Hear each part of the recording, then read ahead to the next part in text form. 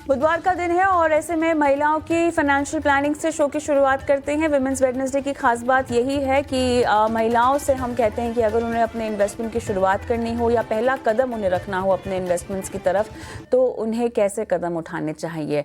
आज आपके तमाम सवालों के जवाब देने के लिए और फाइनेंशियल प्लानिंग पर सलाह देने के लिए वृद्धि इन्वेस्टमेंट के विवेक करवा हमारे साथ जुड़ गए हैं। विवेक, हाय, गुड इवनिंग, स्वागत है आपका बनो अपना फाइनेंस मिनिस्टर में।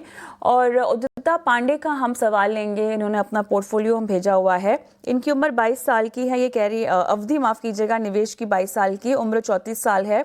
6 फंड्स हैं, एसआईपी कर रही हैं 20,000 की। फ्लेक्सी कैप फंड है, मल्टी कैप फंड है, पराग पाले का फ्लेक्सी कैप, कोटक का मल्टी कैप, आईसीआईसीआई प्रू का रिटायरमेंट फंड भी है, इन्वेस्को इंडिया का लार्ज एंड मिड कैप भी है, मोतीलाल ओसवाल मिड कैप और बंधन का स्मॉल कैप भी है इनके पोर्टफोलियो में। और फोन लाइन पर हमारे साथ है नहीं, पर पोर्टफोलियो में फंड्स के लिहाज से कॉर्पस कितना इकट्ठा करना होगा उसकी जानकारी हालांकि इन्होंने हमें नहीं दी है। ऑलराइट, पिछले 1 साल से ये इन्वेस्टमेंट भी कर रही हैं। सो उदिता, फर्स्ट ऑफ ऑल कॉन्ग्रेचुलेशन, आपने इन्वेस्टमेंट की शुरुआत तो की है। फंड्स अच्छे हैं लेकिन और बेहतर हो सकते हैं। अब ऐसे में 20,000 अगर निवेश कर रही हैं 22 साल तक, तो कितना जमा कर पाएंगे, ये बताइएगा सबसे पहले विवेक। तो देखिए, अगर 20,000 ये पर मंथ 22 साल के लिए अगर करती है तो इनका वैल्यू करीबन 2 करोड़ 34 लाख रुपया हो सकता है 22 साल में। 3 4 5 6 7, हाँ, 2 करोड़ 34 लाख करीबन ये एक्यूमुलेट आराम से कर सकती है। और क्योंकि इन्होंने खाली अवधि बताया है, एम नहीं बताया है, गोल नहीं बताया है, तो इसके लिए मैं ये कहूंगा कि 20,000 रुपए के लिए मुझे लगता है कि 6 फंड्स, एक्चुअली लिस्ट बहुत बड़ी है। और अगर इनकी उम्र कम है तो ये रिटायरमेंट टाइप ऑफ फंड्स या फिर large and mid cap type of funds के बदले मेरा ये चॉइस रहेगा कि एक तो आप मल्टी कैप में रहो ज्यादा से ज्यादा, और हो सके तो एटलीस्ट 20,000 में करीबन 8 से लेके 10,000 रुपया आप स्मॉल कैप फंड्स में भी डाल सकते हो। क्या होता है कि 20 साल के टर्म में स्मॉल कैप आप अगर हिस्टोरिकली देखो तो 2 या 3% भी अगर रिटर्न्स एक्स्ट्रा देता है तो काफी ज्यादा रिटर्न्स आपको ओवरऑल मिल सकता है। और ये जो मैंने 2 करोड़ 34 लाख बोला है, ये करीबन मैंने 12% CAGR का लिया है। तो आप अगर पिछले 20 साल अगर देखो तो ओवरऑल म्यूचुअल फंड्स ने 15 से लेके 18% ऑन द एवरेज आराम से दिया है। तो इससे ज्यादा ही होगा आपका, लेकिन अगर मैं वर्स्ट केस सिनेरियो, क्योंकि आगे चल चल के मार्केट भी मैच्योर होगा, अगर 12% भी मिलता है तो भी आप 2.25 करोड़ 2 करोड़ 30 लाख उस रेंज में इकट्ठा कर पाओगे। ओके, तो फंड्स के लिहाज से आपने क्या कहा, सभी फंड्स सही हैं आप कह रहे हैं, और फंड्स ऐड ना करें, इन्हीं में ही अपने राशि अगर बढ़ाना चाहें तो इन्हीं फंड में विभाजित करके बढ़ा दें। देखिए, अगर मुझे कोई बोले कि मेरे पास 50,000 रुपए है महीने का डालना SIP, या फिर 1 लाख रुपए हर महीने डाल सकता हूँ, तो मैं ज्यादा से ज्यादा 3 या 4 फंड फोकस करके लूंगा। क्या होता है कि आप जब ओवर डाइवर्सिफाई करते हो 20,000 में 6 फंड एक्चुअली ज्यादा है, लेकिन क्योंकि इनकी उम्र कम हो सकती है पॉसिबली, इसके लिए मैंने ज्यादा फेरबदल की सलाह नहीं दी है। लेकिन हाँ, आप जैसे ये रिटायरमेंट इक्विटी फंड है वगैरह, उससे निकल के आप ज्यादा से ज्यादा इसमें जाइए, या तो फ्लेक्सी कैप में जाओ या फिर मल्टी कैप फंड में जाओ। तो फ्लेक्सी कैप, मल्टी कैप और स्मॉल कैप, इसमें आप डिवाइड कर सकते हो। ओवरऑल ये लिस्ट ठीक है, इसमें कोई ज्यादा फेरबदल की जरूरत है नहीं। लेकिन अगर आप फ्यूचर में ऐड करते हो 20 से ज्यादा, आपके पास और भी 5-10 हजार रुपया एक्स्ट्रा आए, तो इन्हीं में से मैं चूज करूंगा कि जैसे Invesco large and mid cap है, या फिर बंधन स्मॉल कैप है, काफी इंटरेस्टिंग फंड है, उसमें आप और एडिशन कर सकते हो।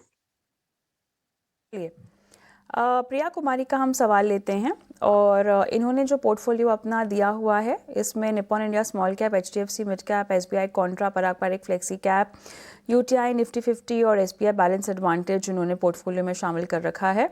और 2 करोड़ 20 साल में ये इनका भी लक्ष्य है। मेरे ख्याल से अभी तक जो सवाल आ रहे हैं, महिलाओं ने फंड्स का चुनाव काफ़ी अच्छा कर रखा है, और सबके जो लक्ष्य हैं वो लगभग 20-20 साल के हैं। सो कॉन्ग्रेचुलेशंस यही इस बात को कहीं ना कहीं दर्शाता है कि महिलाओं में जागरूकता बढ़ रही है और समझ बढ़ रही है। म्यूचुअल फंड्स के जरिए कैसे निवेश लक्ष्य को पाया जाए धैर्य के साथ और साथ ही अनुशासन के साथ, वो एक बात झलकती है, वो एक समझ झलकती है। बहरहाल 6 फंड्स हैं पोर्टफोलियो में इनके, और ये लगभग 10,000 के SIP भी कर रही हैं। 2 करोड़ के लिए थोड़ा सा स्टेप अप करना होगा अपनी SIP को शायद। कविता, थोड़ा सा मैं डाइग्रेस करूंगा यहाँ पे। वो कहावत है ना कि something is better than nothing. तो जनरली लोग क्या करते हैं, ज्यादा से ज्यादा FD में वगैरह इन्वेस्ट करते हैं, और उसके बदले आप, ऑफ कोर्स मैं ये नहीं मानता कि 6-7 फंड आपके पास अगर हो छोटे से अमाउंट के लिए तो वो एक बहुत बढ़िया स्ट्रैटेजी है। लेकिन म्यूचुअल फंड में नहीं इन्वेस्ट करने के बदले ये स्ट्रैटेजी फिर भी बेटर है। तो something is better than nothing. अब जो इन्होंने सवाल पूछा, ये करीबन 9,000 रुपया डाल रही है, वो भी करे वापस 6-7 फंड का लिस्ट है। और आप अगर नोट करो कि जो पिछला सवाल था और इसमें almost similar replica of funds इसमें भी आ रहे हैं। अब इनका एम है कि मुझे 2 करोड़ रुपया चाहिए 20 साल में। तो अगर 2 करोड़ 20 साल में आपको इकट्ठा करना है, और मैं खाली 12% ही ले रहा हूँ क्योंकि 20 साल में आपका रिटर्न्स एवरेज आउट होते हुए दिखेगा, वर्स्ट केस सिनेरियो ले रहा हूँ, तो आपको करीबन 22,000 रुपया SIP में जरूरत पड़ेगी अगर 20 साल में आपको 2 करोड़ रुपए ये चाहिए तो अभी ये खाली 9,000 रुपया कर रही है। तो इनको एक तो स्टेप अप करना पड़ेगा। एटलीस्ट आपके पास और एक्स्ट्रा है तो अभी से चालू कर दो, या फिर एटलीस्ट स्टेप अप SIP आपको चालू करना पड़ेगा।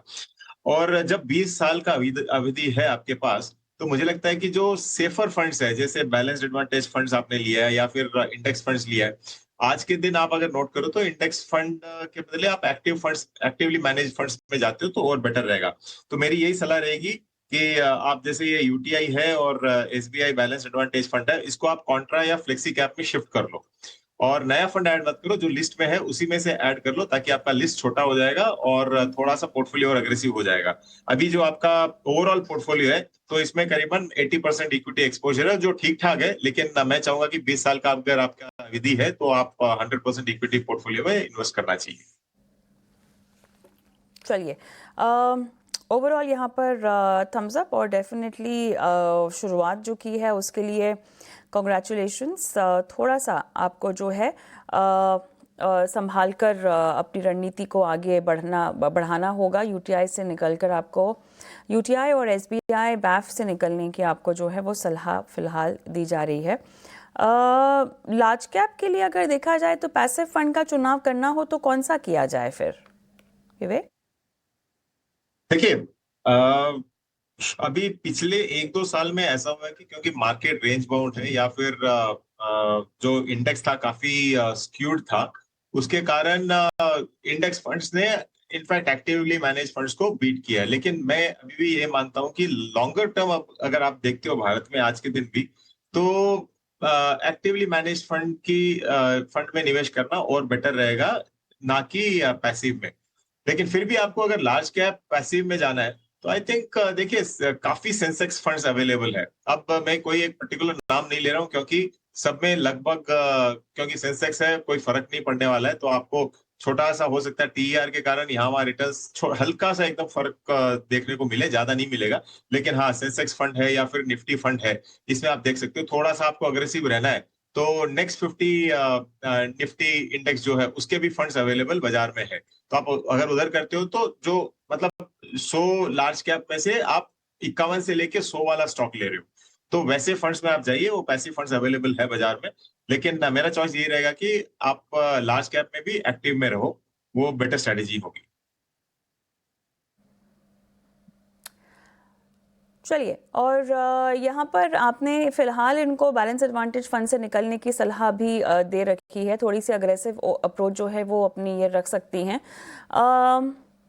कॉन्ट्रा की जगह कुछ और आप इनको रेकमेंड करना चाहेंगे?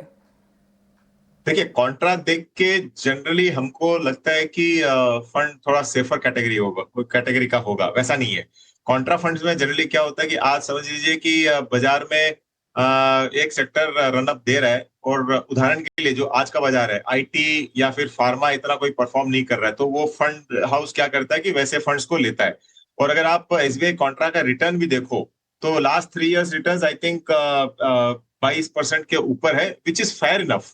यहाँ पे मैं कैलकुलेशन करके बता रहा हूँ 12% में, लेकिन आपको अगर फंड 22 देता है तो जो आपका टारगेट है उससे हो सकता है कि काफी एक्स्ट्रा आप अक्यूमुलेट करो आगे चल के। तो कॉन्ट्रा फाइन है, मैं ज्यादा फेरबदल की इसमें नहीं सलाह दूंगा। लेकिन हाँ, जैसे बैलेंस एडवांटेज और इंडेक्स है जो थोड़े बहुत सेफर है, उसमें से आप अग्रेसिव हो सकते हो।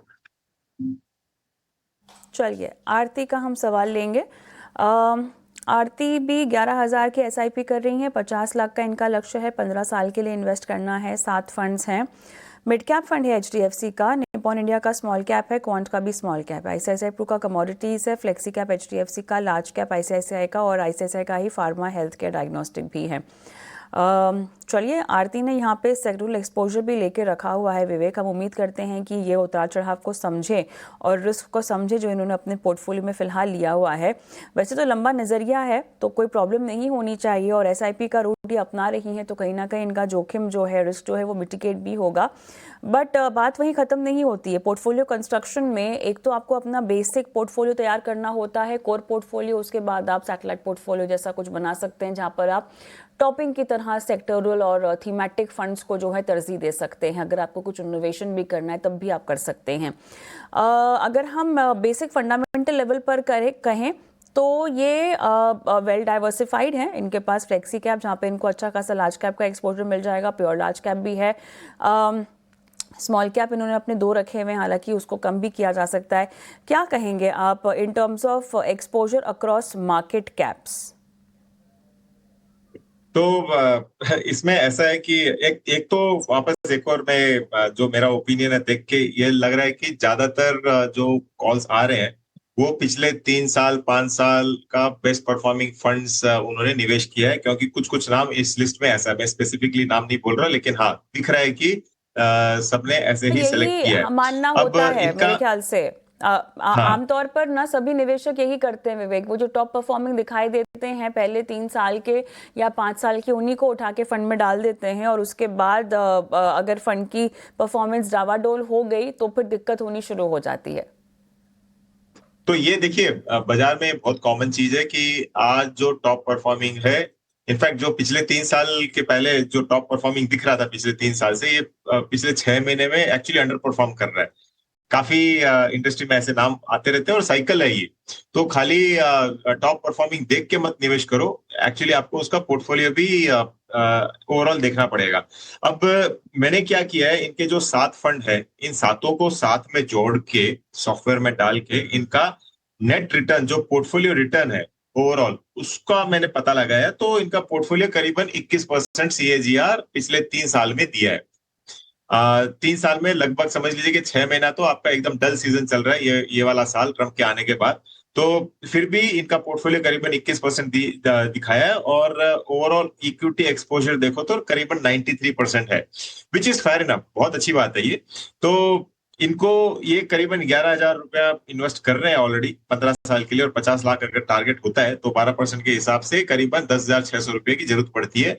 तो मतलब क्वाइट अचीवेबल। आपको, आप अगर कुछ भी नहीं करो तो भी आपका टारगेट तो अचीव हो ही जाएगा। लेकिन हाँ, ये दिल मांगे मोर, आपको थोड़ा बहुत और एक्स्ट्रा चाहिए। तो इसके लिए जो जैसे कमोडिटीज फंड है या फिर फार्मा है, आप थीमेटिक और सेक्टोरल से बाहर निकल जाओ। इनफैक्ट इनफैक्ट यहाँ पे ये बात बोलना चाहूंगा, जैसे फार्मा है, मैंने काफी क्लाइंट्स को फार्मा रिकमेंड किया है और थीमेटिक प्ले मुझे बहुत अच्छा लगता है। लेकिन आप अगर ट्रैक कर पाते हो या फिर 18 हाउस स्वदेश को हर 3-6 महीने में ईमेल करके पूछ सकते हो सवाल, तो आप रखो। तो आज के दिन मैं बोलूंगा कि रख सकते हो, लेकिन समझ लीजिए कि आप अगर 10-15 साल वापस कॉल नहीं करने वाले या फिर उसको ट्रैक नहीं करने वाले, तो आपको थीमेटिक से अवे दूर रहना चाहिए। तो वैसी अगर बात है तो फार्मा और कमोडिटी जो है उससे निकल के 15 साल आपके पास पीरियड है, तो आपके पास एचडीएफसी फ्लेक्सी कैप है जो डिसेंट फंड है, वहां पे आप जा सकते हो। या फिर जो ICICI prudential large cap fund है उसमें भी आप डाल सकते हो, फिर भी आपका रिटर्न जो आपका एम है वो गोल अचीव हो जाएगा। चलिए, तो यहाँ पर आपने कहा है कि फ्लेक्सी कैप और एचडीएफसी फ्लेक्सी कैप और आईसीआईसीआई लार्ज कैप में थोड़ी सी ओवरलैपिंग होती हुई दिखाई दे रही है। अमूमन ये होता होगा ना, बिकॉज लार्ज कैप फंड अगर आप एक्टिवली ले रहे हैं तो ओवरलैपिंग की तो संभावना होगी ही होगी मेरे ख्याल से। स्मॉल कैप ऐसा क्षेत्र है जहाँ पर हम ओवरलैपिंग, क्योंकि यूनिवर्स बड़ा होता है विवेक, तो फंड मैनेजर के पास अगर एक्टिवली मैनेज फंड आप ले रहे हैं तो फिर काफ़ी स्कोप होता है एक्सपेरिमेंट करने का, वरना लार्ज कैप फंड्स में तो अमूमन हम देखेंगे कि ओवरलैपिंग होगी ही। जनरली क्या होता है कि जैसे हम लोग काफी म्यूचुअल फंड्स में डील करते हैं वृद्धि में और जहां तक हो सके हम लोग फ्लेक्सी कैप अवॉइड करते हैं। अब ये थोड़ा सा कंट्रोवर्शियल स्टेटमेंट हो सकता है, लेकिन जनरली फ्लेक्सी कैप किसके लिए होता है? कौन सा टाइप का निवेशक इसमें इन्वेस्ट करना जिसको मालूम नहीं है कि ये आज के दिन लार्ज या मिड या स्मॉल या माइक्रो कौन सा सेक्टर अच्छा रहेगा, या फिर कितने परसेंटेज का एक्सपोजर लेना, जिसको ये नहीं मालूम है उनको फ्लेक्सी कैप में करना चाहिए ताकि फंड मैनेजर ऑटोमेटिकली फेरबदल कर सके। अब जब क्लाइंट्स हमारे पास आते हैं तो हम लोग बोलते हैं कि भाई आपका अगर 100 रुपया है तो हो सकता है कि मुझे 20 या 25 या 30 जो भी लार्ज कैप में डालना है तो वो उसका लार्ज कैप फंड अलग से लूंगा, या फिर स्मॉल कैप में डालना है तो स्मॉल कैप फंड अलग से लूंगा, क्योंकि उसको हम लोग फिर क्लोजली मॉनिटर भी करने वाले हैं। तो आपको मॉनिटर नहीं करना है तो फ्लेक्सी कैप आपके लिए अच्छी चीज है। लेकिन अब बाजार में क्या हो रहा है कि फ्लेक्सी कैप फंड्स भी इतने एयूएम वाइज इतने बड़े बन गए हैं कि उनको कहीं ना कहीं इंडेक्स को हक करना पड़ रहा है। तो इसके लिए लार्ज कैप में टेक्निकली लार्ज कैप और फ्लेक्सी कैप में ज्यादा रेप्लिका नहीं होना चाहिए, लेकिन इन दोनों में ऑलमोस्ट 40% रेप्लिका है, ये मेरा सॉफ्टवेयर बता रहा है।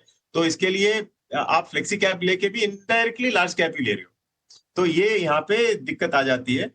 तो इसके लिए मैंने रेकमेंड किया था बीच में पहले निवेशक को कि आप मल्टी कैप में एटलीस्ट डालो। मल्टी कैप में क्या होता है कि at least 25-25-25 large mid and small, आप मिनिमम 25-25-25 तीनों में एक्सपोजर ले रहे हो, और बैलेंस 25 ज्यादातर लार्ज कैप ही ले रहे हैं अभी तक फंड मैनेजर्स। लेकिन हाँ, फिर भी आपके पास तीनों कैटेगरी का एक ही फंड में आ जाते हो, क्योंकि वहां पे एक बेंचमार्क है कि 25 से नीचे आप नहीं जा सकते। तो इसके लिए मुझे मल्टी कैप पसंद आता है फ्लेक्सी कैप से ज्यादा, और क्योंकि रेप्लिका होना ही है, इसमें और कोई चारा नहीं है। इसके लिए आप 15 साल आपका टाइम पीरियड भी अच्छा है, तो एटलीस्ट मल्टी कैप या फिर लार्ज एंड मिड कैप में एटलीस्ट इन्वेस्ट कीजिए, ना कि फ्लेक्सी कैप में। ओके, चलिए आगे बढ़ते हैं और सुनीता का हम सवाल लेते हैं। इन्होंने भी कुछ फंड्स में पैसे लगाए हुए हैं। इनके फंड्स हैं आईसीआईसीआई प्रू का blue chip, Motilal Oswal mid cap, Axis small cap, Parag Parekh flexi cap, HDFC balance advantage और एचडीएफसी का फार्मा हेल्थ केयर। एसआईपी के रूट से ये भी पैसे लगा रही हैं। 15,000 की एसआईपी है और इसमें इन्होंने लगभग 6 फंड्स जो हैं अपने लिए चुने हुए हैं। फंड्स इनके भी अच्छे ही दिखाई दे रहे हैं। बताइएगा कोई चेंज आप रेकमेंड करना चाहते हैं? वापस देखिए, आज एक्चुअली मेरा काम भी बहुत इजी हो गया, क्योंकि सारे के सारे सवाल 15 साल 20 साल के लिए है। तो इसके लिए मैं आराम से बोल सकता हूँ कि आप सेफर प्ले नहीं करके आप ज्यादा अग्रेसिव हो सकते हो। अगर कोई बोलता है कि मुझे 2-3 साल के लिए इन्वेस्ट करना है, तो फिर मुझे ज्यादा ढूंढना पड़ता है कि भाई अब डेट फंड में जाना है या फिर बैलेंस एडवांटेज में जाना है। यहाँ पे वापस कट एंड क्लियर है। 15 साल में आपको 1 करोड़ चाहिए, तो वापस मैं 12% का हिसाब लगा रहा हूँ यहाँ पे। करीबन आपको 21,200 रुपया चाहिएगा, लेकिन आप अभी कर रहे हो करीबन 15,000, तो छोटा सा शॉर्टफॉल है। उम्मीद यही है कि 12 से ज्यादा ही मिलेगा और आपका टारगेट अचीवेबल हो सकता है। लेकिन आगे चल के आप अगर इस एसआईपी के अमाउंट को बढ़ाते हो तो डेफिनेटली आपका टारगेट भी इजीली अचीवेबल है। तो यहाँ पे भी वही है, आपने फार्मा में एक्सपोजर लिया है, जैसे मैंने कहा अगर हर 2-3 महीने में आप उसको रिव्यू कर सकते हो अपने एडवाइजर के साथ, तो डेफिनेटली आप रखिए फार्मा। मुझे लग रहा है कि फार्मा बहुत इंटरेस्टिंग प्ले है। और बैलेंस एडवांटेज फंड वहां पे मात्र 1,000 रुपीज जा रहा है अभी, वो भी एक टाइप का सेफर फंड है। In fact HDFC balance advantage fund थोड़ा सा अग्रेसिव फंड है, जहां पे आपको करीबन 15% पिछले कई साल में ये सीएजीआर रिटर्न्स देके जा रहा है, जो काफी अच्छा है। लेकिन फिर भी कैटेगरी सेफ कैटेगरी है। तो यहाँ इन दोनों को निकाल के आपको अगर सही में थोड़ा सा थीमेटिक प्ले करना है, तो मुझे लगता है कि एचडीएफसी में ही कंज्यूमर फंड एक अवेलेबल है, तो आप वहां पे शिफ्ट कर सकते हो। और कंज्यूमर फंड मुझे लगता है कि जो जो आज डेमोग्राफिक्स बेनिफिट है अपने देश का, या फिर इनकम टैक्स में कटौती आ रही है, या फिर जीएसटी में रेट्स कट हुआ है, ये सारा का सारा एडवांटेज आपको कंज्यूमर सेक्टर में देखने को मिलेगा। और कंज्यूमर सेक्टर कोई कोई सेक्टोरल बेट नहीं है, ये थीमेटिक है, तो उसमें काफी सेक्टर्स आ जाएंगे उसी फंड में। और मुझे लगता है कि आप अगर इन दोनों को शिफ्ट करते हो कंज्यूमर, और कंज्यूमर में देखिए फार्मा भी आएगा, ये नहीं कि फार्मा नहीं आएगा, लेकिन आप मल्टीपल सेक्टर्स में वहां पे बेट करोगे, एक टाइप का डाइवर्सिफाइड कंज्यूमर फंड हो जाएगा। वहां पे आप निवेश कीजिए, मुझे लगता है कि इंटरेस्टिंग प्ले हो सकता है। और एज ए डिस्क्लोजर हमने भी एक काफी लोगों को एडवाइस किया हुआ ऑलरेडी। कंज्यूमर क्षेत्र के तो बहुत सारे ऐसे फंड्स हैं जो अच्छा भी परफॉर्म कर रहे हैं। एचडीएफसी कंज्यूमर फंड आपने क्यों चुना? ये किस तरह से अलग होगा अपने पेयर ग्रुप से? तो तो देखिए, एचडीएफसी कंज्यूमर फंड, जैसे मैंने अभी कहा कि जो इंडिया का एवरेज एज है, एक तो हम लोग डेमोग्राफिक बेनिफिट अपने देश में है, जीएसटी के रेट्स में कटौती हुई है, उसके कारण आपको कंजम्पशन बढ़ते हुए दिखेगा। और तीसरा चीज, जो इनकम टैक्स में फेरबदल हुआ था इस साल से, करीबन 12 लाख रुपए तक आपको कोई जीरो टैक्स देना है। तो जो पैसा लोगों के हाथ में एक्स्ट्रा बच रहा है, उसका दो ही काम हो सकता है। या तो आप कैपिटल मार्केट में निवेश करते हो, या फिर आप उसको खर्चा करते हो। अब खर्चा करोगे तो देखिए, जो खाना पीना है उसमें तो एक लिमिट तक ही कर सकते हो। आप अगर एक रोटी खा रहे हो तो दो रोटी नहीं खा सकते। लेकिन जो ओवरऑल लाइफस्टाइल में इंप्रूवमेंट आ रहा है लोगों को, वहां पे आपको कंज्यूमर सेक्टर बेनिफिट होते हुए दिखेगा। उदाहरण के लिए व्हाइट गुड्स, आप समझ लीजिए टीवी है, फ्रिज है, या फिर वॉशिंग मशीन है, एसी है, ये ऐसे सेक्टर्स में, ऑटोमोबाइल सेक्टर में, बैंकिंग में आपको दिखेगा कि जो न्यू एज बैंक्स है वहां पे आपको बेनिफिट होते हुए दिखेगा। तो इसके कारण मुझे एक ये थीम अच्छा लग रहा है, क्योंकि 15 साल का पीरियड है और आज हम लोग यंग कंट्री है, और जैसे जैसे आगे बढ़ने वाले हैं, ये सेक्टर आपको अच्छा करते हुए दिखेगा। बेबी शर्मा का सवाल हम लेंगे, और इन्होंने बड़े सारे फंड्स अपने पोर्टफोलियो में डाल रखे हैं। HDFC मिड कैप, एक्सिस का quant, ICICI pru blue chip, ABSL large cap, ICICI pru small cap, DSP nifty small cap 250, Motilal Oswal nifty और HDFC nifty 500 multi cap. Current value 65 lakhs की है इनके पोर्टफोलियो की। 4CR का इनका टारगेट है 2033 तक, और इनको एक नया मल्टी कैप फंड भी जोड़ना है पोर्टफोलियो में, जिसमें इन्हें 4000 रुपये की SIP और बढ़ानी है। तो अच्छा खासा पोर्टफोलियो इन्होंने अपना बना रखा है। कुछ नहीं छोड़ा इन्होंने विवेक, मेरे ख्याल से सभी कुछ खरीद लिया है इनके पास। देखिए स्मॉल कैप कैटेगरी आप देख लीजिए, एक्टिव भी है, पैसिव भी है। स्मॉल कैप में तो खैर लोगों का रुझान बढ़ा ही है पिछले कुछ सालों में, लेकिन मोह भंग होता हुआ फिलहाल दिखाई नहीं दे रहा। जो हालांकि अभी ताज़ा एम्फी के आंकड़े आए हैं, उसमें हमने इनफ्लो में थोड़ी सी कमी तो देखी है, लेकिन वो एक ही महीने की बात है। फंड्स तो लोगों ने खूब भर भर के अपने पोर्टफोलियो में डाल रखे हैं। देखिए, ये लाइफ में क्या होता है कि गलतियां करके ही सीखते हैं, और गलतियां हमने भी की है, मैंने भी की है। ये नहीं है कि कोई बाजार में आज एक्सपर्ट के रूप में आप अगर मुझे इंट्रोड्यूस कर रहे हो तो हमने गलतियां नहीं की। काफी गलतियां की है, बहुत सारी की है, लेकिन आज ये हो गया कि गलतियों से सीख सीख के आज जहां पे भी हम लोग बैठे हैं वहां पे बैठे हैं।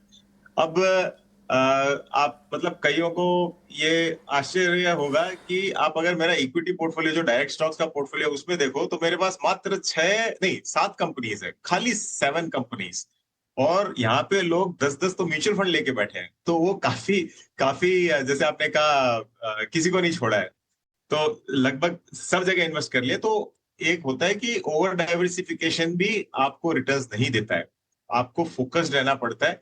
अगर अगर इनफैक्ट 18 नाउ स्वदेश में ही मुझे ध्यान है, करीबन 2 या 1.5 साल पहले की बात है, जब मैं बार बार बोल रहा था कि PSU सेक्टर में इन्वेस्ट करो, और मैंने PSU में इन्वेस्ट किया था। आज नहीं है, आज तो हम लोग प्रॉफिट बुक कर चुके हैं। और किया था जहां जिस क्लाइंट ने 10 लाख डाला, उसका 21.5 लाख हो गया था करीबन 14-15 महीने के अंदर। और जब सब लोग रेलवेज और डिफेंस ले रहे थे तो मैं सेल भी बोल रहा था।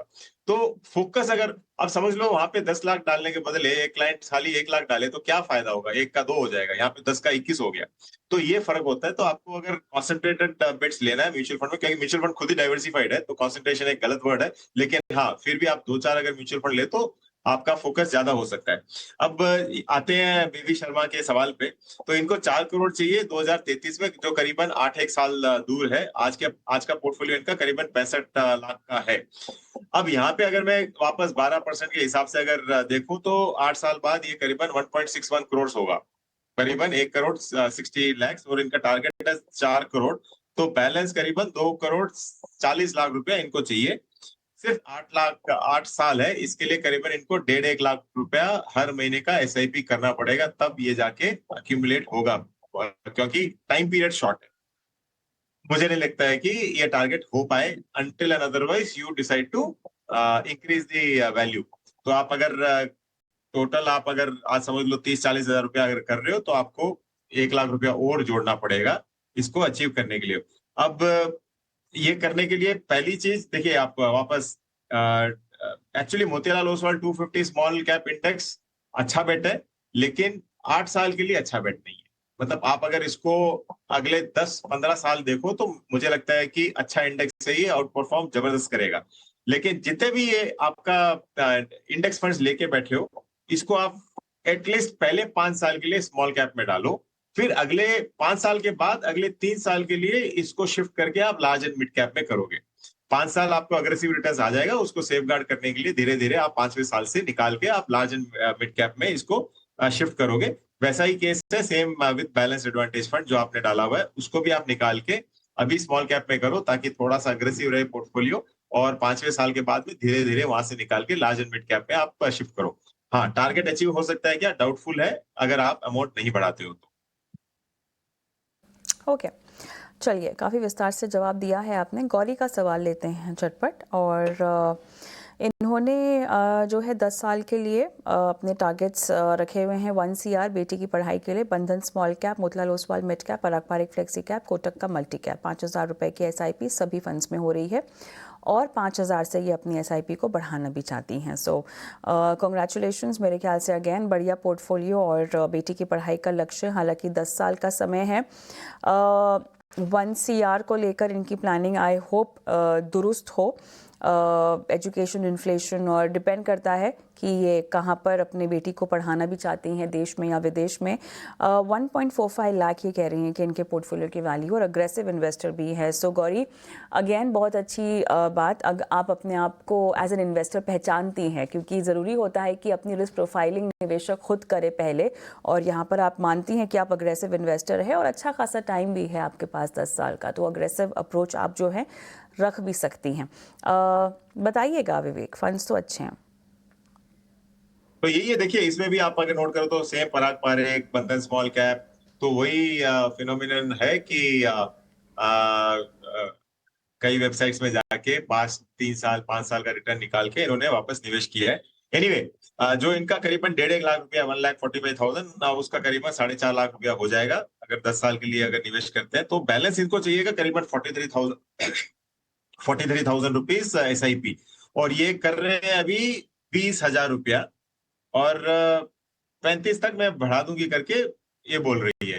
तो थोड़ा सा मेरे कैलकुलेशन के अनुसार शॉर्टफॉल है, लेकिन जैसे मैंने कहा एक्चुअल रिटर्न्स बाजार में ज्यादा दिया है, लेकिन ये भी है कि आप past performance is not guarantee for future. तो इसके लिए मैं 12 के हिसाब से अगर लूं तो आपको थोड़ा सा और SIP अमाउंट बढ़ाना पड़ेगा। यहाँ पे हाँ, एक्चुअली प्रीवियस व्यूअर ने एक सवाल पूछा था कि कोई एक अच्छा मल्टी कैप बता दो। तो यहाँ पे लिस्ट में नाम देख के मुझे ध्यान आ रहा है कि कोटक मल्टी कैप भी एक अच्छा फंड है। आप अगर परफॉर्मेंस देखो तो नंबर 2 या 3 में आएगा वो ओवरऑल, एंड पिछले 3-5 साल में अच्छा किया फंड ने। तो जो 15,000 रुपया आप बढ़ाने वाले हो, ऑलरेडी 20 कर रहे हो, इसको आप 35 करोगे तो 15,000 रुपया आपका बढ़ेगा। वो आप या तो निपॉन मल्टी कैप है या फिर एक्सिस मल्टी कैप है, इन दो में से कोई भी एक में, खाली एक ही फंड चूज करो और एक में ही डालना 15,000, और फिर उसको ट्रैक करना। जैसे वॉरेन बफेट बोलते हैं ना कि आप वॉरेन बफेट नहीं, एक और किसका कोट याद नहीं आ रहा मुझे, लेकिन हाँ, कॉन्सेंट्रेटेड बेट रखो और उसको ध्यान से देखते रहो। तो ये आप काम करोगे तो हो सकता है कि आपका गोल इजीली अचीवेबल हो सकता है। चलिए, तो यहाँ पर आपने ये सलाह दी है। एक बात मुझे बताइएगा, इनका पोर्टफोलियो तो वैसे अक्रॉस मार्केट कैप्स डाइवर्सिफाइड है, मल्टी कैप को ऐड करके और क्या पोर्टफोलियो में डाइवर्सिफिकेशन इन्हें मिलेगा?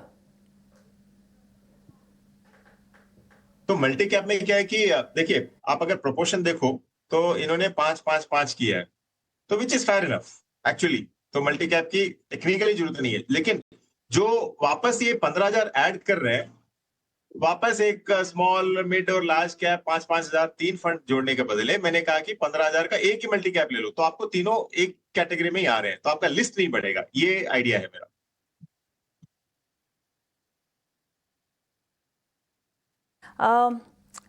तो मेरे ख्याल से सवाल जवाब का सिलसिला हम यहीं थामते हैं। तमाम सवालों के जवाब आपने दे दिए। विवेक, आपका बहुत बहुत धन्यवाद, आज आपने हमें समय दिया और दर्शकों का मार्गदर्शन किया। तो फिलहाल तमाम विमेन इन्वेस्टर्स को